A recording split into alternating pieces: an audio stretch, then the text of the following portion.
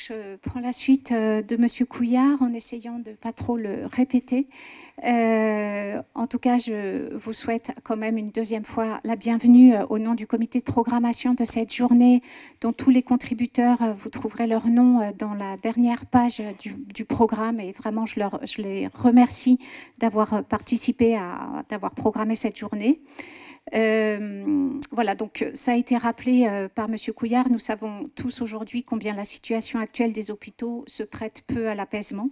C'est donc peut-être un paradoxe d'organiser aujourd'hui une journée sur l'apaisement.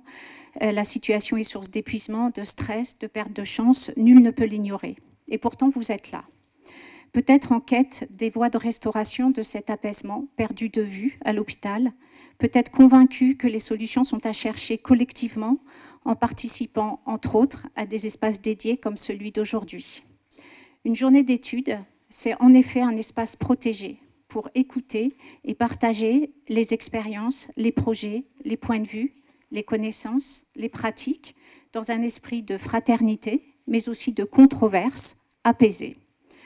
Nous écouterons ainsi les contributions de personnes concernées, de designers, de professionnels du soin, de chercheurs, et elles viendront sans nul doute enrichir et déplacer au cours de la journée les représentations et les usages que nous avons les uns et les autres de l'apaisement. Je remercie tous les intervenants d'être là, de leurs contributions, et nous aurons également des temps d'échange parce qu'il y a de nombreux professionnels dans la salle qui ont participé à ces expériences et qui voudront et qui auront à cœur de témoigner. Donc les temps d'échange auront lieu en fin de matinée et en fin d'après-midi. Donc l'apaisement est une notion encore peu construite en psychiatrie. À l'instar du bien-être, elle est loin d'avoir gagné ses lettres de noblesse comme ressource thérapeutique. On ne sait d'ailleurs pas très bien ce qu'elle recouvre, si ce n'est un processus physio-psychologique plutôt agréable que nous tenterons de vous faire toucher du doigt dans les intermèdes de la journée. Dans nos représentations, elle s'oppose intuitivement à l'angoisse, à l'anxiété et à l'agitation, et c'est à ce titre qu'elle est convoquée dans le contexte hospitalier comme un espoir pour prévenir la montée en tension des états aigus des personnes prises en charge à l'hôpital. Mais nous verrons combien l'apaisement déborde ce cadre de la prévention du recours à la contrainte. S'apaiser ou apaiser en psychiatrie interroge en effet plus largement les conditions d'accueil et d'hospitalité de notre organisation, nos dispositifs matériels, spatiaux, organisationnels, relationnels favorisent-ils l'apaisement des usagers comme celui des professionnels? L'institution prend-elle en compte cet attendu dans la manière dont elle pense et produit ses artefacts et ses services? Pour Alain Ray, dans son dictionnaire historique de la langue française, le mot « apaiser » est d'abord attesté pour « faire la paix ». Puis, avec les valeurs modernes, faire cesser une chose par la paix, et le pronominal « s'apaiser » introduit l'idée de devenir calme au XIIe siècle. Et aussi, dès le XIIIe siècle, de calmer une personne par une action sûre. Nous constatons ainsi un glissement sémantique de ce terme au cours de l'histoire, de la notion de paix, qui consiste à établir une convention entre des parties, jusqu'à la notion de calme, qui renvoie à l'état psychologique et émotionnel à l'intérieur même d'un individu. Dans nos démarches, apaiser en psychiatrie se pense à partir de la nécessité pour une personne agitée et angoissée de retrouver son calme, conformément à la définition moderne du terme. Pourtant, cette notion tend aussi à réactiver son sens historique de paix. Car faire la paix, à partir d'un accord entre deux parties, c'est la quintessence de l'alliance thérapeutique entre soignant et soigné. Vouloir calmer quelqu'un relèverait donc d'un paradoxe, car réaliser une action sûre, même pour le calmer, contient toujours une forme d'imposition, alors que la paix se construit dans un accord réciproque. S'apaiser et apaiser, c'est donc une action qui se mène fondamentalement avec. C'est bien parce que l'ambivalence est constituante de toute bonne intention et de toute construction pour le bien d'autrui qu'il est salutaire de pouvoir échanger à ce propos. Droit des usagers et exigences thérapeutiques forment une dialectique fructueuse et non une antinomie, et c'est dans ce dialogue que vient se nicher le design, car cette journée se déroule sous le frontispice de design et santé, et ce qui nous intéresse le plus dans ce surtitre, c'est le « et ». Que peut-il se passer dans cet écart qui s'ouvre entre design et santé? Le design est une discipline de conception de dispositifs matériels et immatériels pour un monde préférable, En l'occurrence, un monde préférable, c'est un hôpital incarnant sa vocation d'hospitalité. Quelles seraient les singularités d'un design capable de s'adapter à l'hôpital? Pourquoi, sur quel sujet et comment le design peut-il contribuer aux défis qui s'imposent à l'hôpital? Le cycle des journées d'études design et santé proposé par le GHU Paris a pour objectif d'explorer ces questions. Le LABA, en interaction avec tous ses collègues du GHU, élabore progressivement et chaque jour des hypothèses pour y répondre. Dans ce design à l'hôpital, le dispositif n'est pas un fétiche, ni un protocole, ni même un espace, ni un objet. Il est une relation et une humanité incarnées dans une esthétique.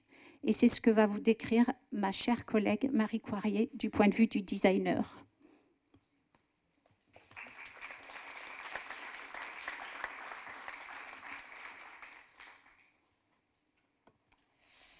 Bonjour à toutes et tous. Je vais essayer d'être bref pour ne pas prendre un peu plus de retard encore dans le déroulement de la journée. Et présenter donc brièvement le LABA pour celles et ceux parmi vous qui ne connaissaient pas encore cette équipe. Donc le laboratoire d'accueil et d'hospitalité du GHU Paris Psychiatrie et Neurosciences. On a l'habitude de dire qu'il n'existe pas de manuel des castors juniors du design à l'hôpital, donc ça s'élabore sur place, et chemin faisant, plus sérieusement, encore assez peu de littérature à ce sujet, donc c'est un sujet que l'on construit avec tous les acteurs de l'hôpital depuis 2016. Donc le LABA, c'est le laboratoire d'innovation culturelle par le design, un laboratoire qui travaille sur les cultures hospitalières par le projet de design, qui est donc intégré à l'hôpital et qui travaille pour tous les usagers de l'hôpital, c'est-à-dire tant les patients que les professionnels. Et il s'appuie sur le tissage de compétences, le design et le développement culturel. Et tout son objet, c'est de concevoir et de produire des expérimentations autour de l'accueil et de l'hospitalité. Donc au LABA, en fait, on élabore une expression possible du design à l'hôpital. On n'a pas la prétention de dire que c'est le design à l'hôpital. Cette expression, elle est en résonance avec les métiers qui sont les nôtres, donc le design et le développement culturel, et quelques fondamentaux éthiques et méthodologiques que l'on partage. Le fait de travailler sur le terrain de façon située avec les personnes concernées sur place, les personnes concernées qui sont donc les usagers et les professionnels, d'élaborer des projets avec les personnes et non pas pour elles, et on essaye même dans la mesure du possible de faire par elles-mêmes, de laisser une chance aux approches, aux inspirations et aux idées nouvelles, en les mettant à l'épreuve par l'expérimentation, donc c'est le fait d'envisager des nouvelles façons de faire, de les tester, de les évaluer ensemble, de corriger et d'améliorer progressivement. Et enfin, de ménager la place de l'esthétique, de la qualité des formes, pas seulement parce que le design se plaît à dessiner des belles formes, mais parce que la forme traduit le fond du projet, le sens qu'on a voulu lui insuffler, les valeurs qu'il porte et qu'elle est un gage de la considération qu'on porte aux personnes. Cette notion de considération, elle est évidemment essentielle à l'hôpital, parce qu'on y vit quelques-uns des moments critiques de son existence. Et c'est parce qu'on est plus vulnérable et plus sensible aux formes, aux gestes et aux paroles, qu'on a donc l'exigence et le devoir de ne rien laisser au hasard. Au fil des années, notre action s'est structurée autour de 3 axes. Le premier porte sur l'amélioration de la vie quotidienne, le prendre soin de la vie quotidienne, dans tous ses recoins, dans une approche assez holistique du soin.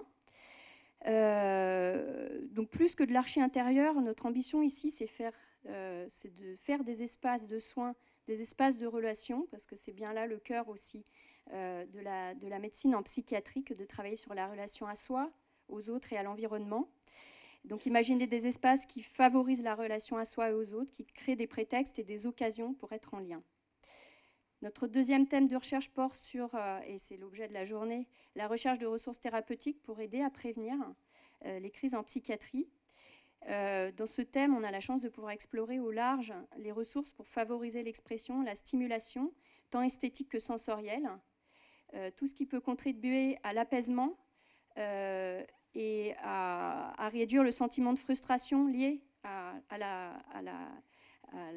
l'institutionnalisation à travers un aménagement libre et modulable et une certaine prise d'autonomie.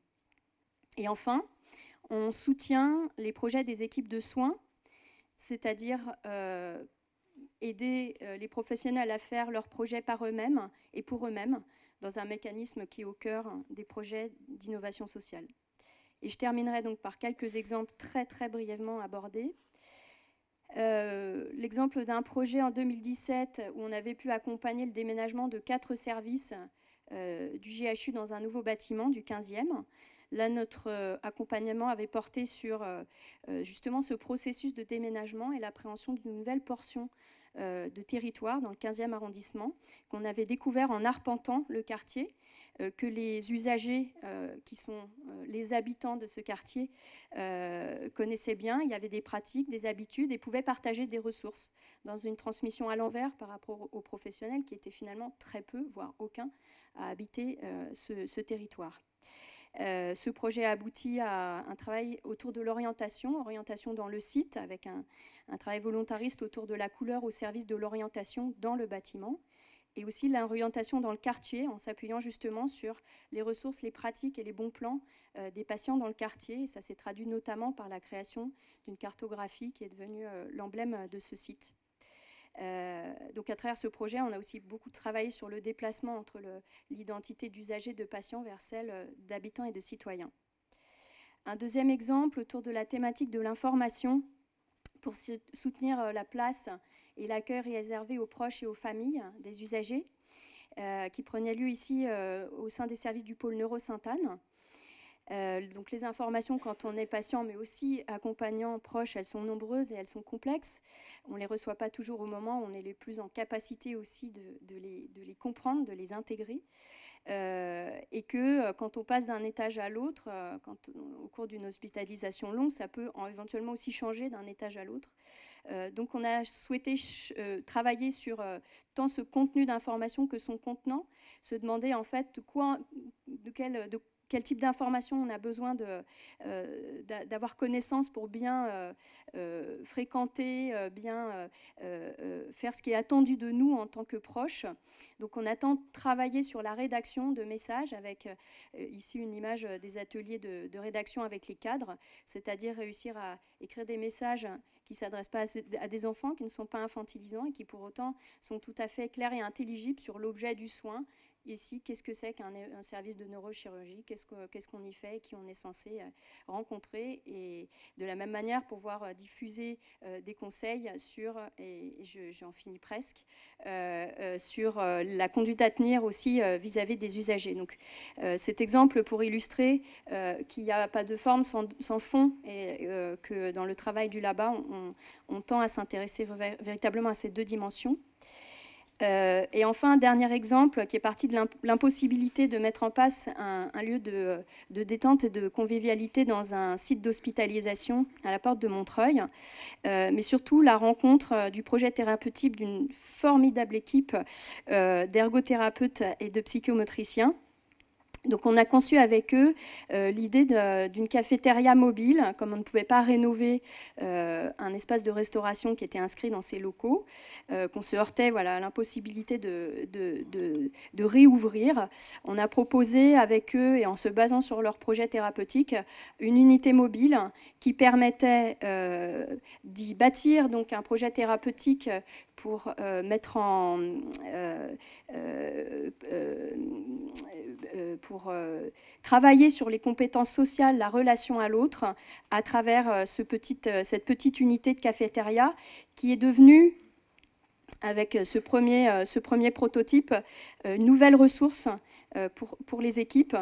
Et ce projet illustrait bien aussi cette dernière vocation que j'évoquais tout à l'heure, qui est celle de se mettre à disposition des équipes pour les aider à porter leurs propres projets, qui deviennent du coup des ressources thérapeutiques, qui rejoignent en tout cas le panel d'outils utilisables par les soignants et les médecins. Donc pour conclure, il n'y a pas ici, en tout cas ce n'est pas du tout l'objet de cette présentation, la volonté de montrer des objets finis, des objets statiques, il n'y a pas non plus de recettes magiques du design à l'hôpital, mais plus la vocation de chercher des artefacts au sens large, qui permettent, qui sont à compléter, qui sont à aménager, qui sont à modeler par les usagers et les professionnels eux-mêmes en fonction de leur contexte et de leur pratique.